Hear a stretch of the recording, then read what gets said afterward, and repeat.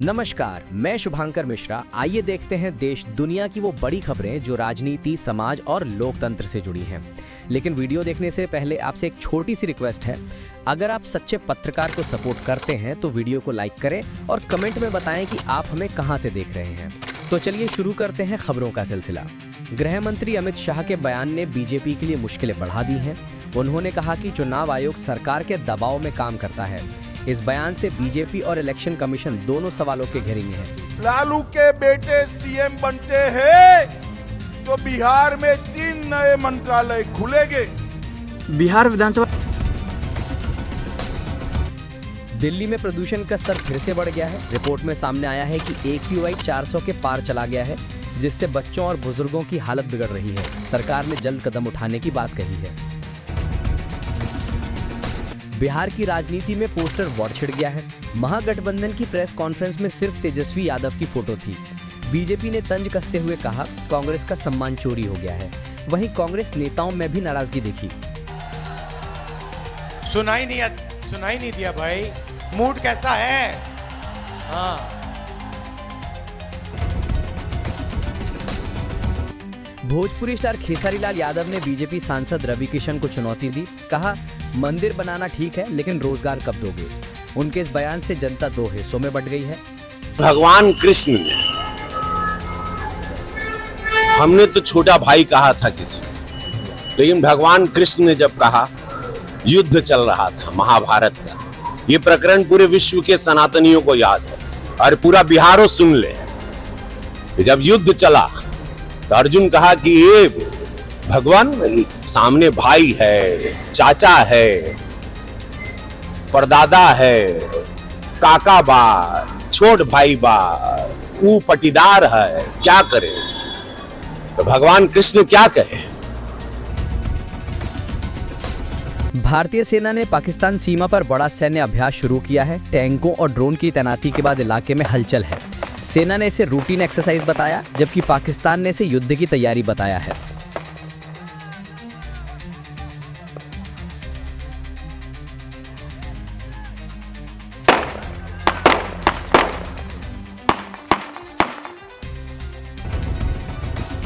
केंद्र सरकार ने किसानों को बड़ी राहत देने की तैयारी की है।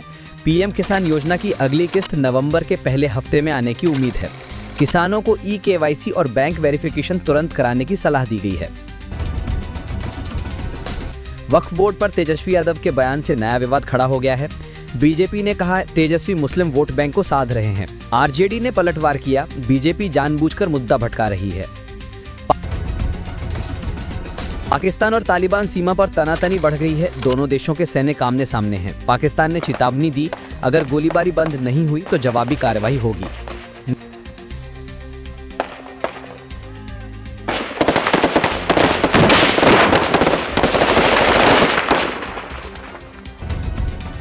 नीतीश कुमार ने JDU के 11 बागी नेताओं को पार्टी से निष्कासित किया है। उन पर अनुशासनहीनता और पार्टी लाइन से हटकर बयान देने का आरोप था। NDA में सहमति बनती दिख रही है। नीतीश कुमार को फिर से मुख्यमंत्री चेहरा घोषित किया गया है। हालांकि बीजेपी के कुछ नेता चुप हैं। उत्तराखंड में स्मार्ट मीटर से ज्यादा बिल आने की शिकायत पर जनता सड़कों पर उतरी। सरकार ने जांच के आदेश दिए हैं। तेजस्वी यादव ने नीतीश कुमार पर निशाना साधा। कहा, सरकार फेल है, न प्रशासन बचा न नीति। JDU ने पलटवार किया, तेजस्वी पहले अपना काम बताएं। मुख्यमंत्री योगी आदित्यनाथ ने हापुड़ में रैली की और बुलडोजर कार्रवाई की समीक्षा की। बोले, जो गलत करेगा बुलडोजर उसी के दरवाजे जाएगा। जन स्वराज के नेता प्रशांत किशोर ने कहा, बीजेपी को हराना मुश्किल जरूर है, लेकिन नामुमकिन नहीं। जनता बदलाव चाहती है। एक आचार्य ने विवादित बयान दिया। कहा, अगर RJD सत्ता में आई तो बिहार में शरिया कानून लागू होगा। तेजस्वी ने इसे नफरत फैलाने वाला बयान बताया। प्रतिनिधि आप सब बैठे, इसलिए आपका एक बार बहुत बहुत अभिनंदन है।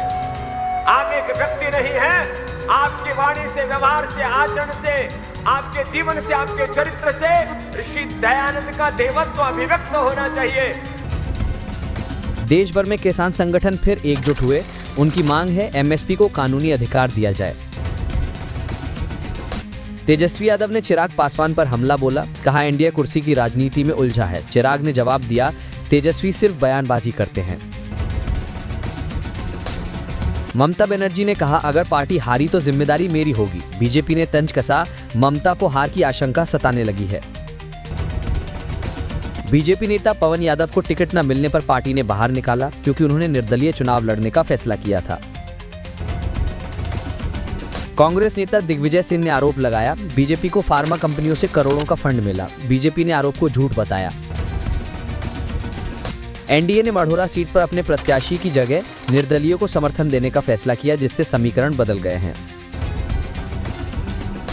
प्रधानमंत्री नरेंद्र मोदी 30 अक्टूबर को बिहार में विशाल रैली करेंगे। इसे चुनावी अभियान की शुरुआत माना जा रहा है। सुरक्षा व्यवस्था मजबूत की गई है। मध्य प्रदेश में कांग्रेस ने नया चंदा अभियान शुरू किया है। बीजेपी ने तंज कसा, अब चंदे से चुनाव जीतने की उम्मीद है। आरएसएस ने यूपी में मिशन 2027 की तैयारियां शुरू की है। घर घर संपर्क अभियान चलाया जा रहा है। गुरुग्राम में अवैध कॉलोनी बनाने वालों पर कार्रवाई, 214 लोगों के खिलाफ एफआईआर की सिफारिश। बीजेपी ने अगले चुनाव के लिए 500 विस्तारक नेताओं की टीम बनाई है, जो बूथ स्तर पर काम करेगी। बिहार में राहुल गांधी की गैर मौजूदगी पर कांग्रेस के अंदर ही सवाल उठने लगे हैं। चुनाव से पहले ये पार्टी के लिए चुनौती है। अमित शाह ने बयान दिया, एनडीए बिहार में 160 सीटें जीतकर 2/3 बहुमत से सरकार बनाएगा। कहा, भारत 2026 तक माओवादी मुक्त होगा। लालू के बेटे सीएम बनते हैं तो बिहार में 3 नए मंत्रालय खुलेंगे।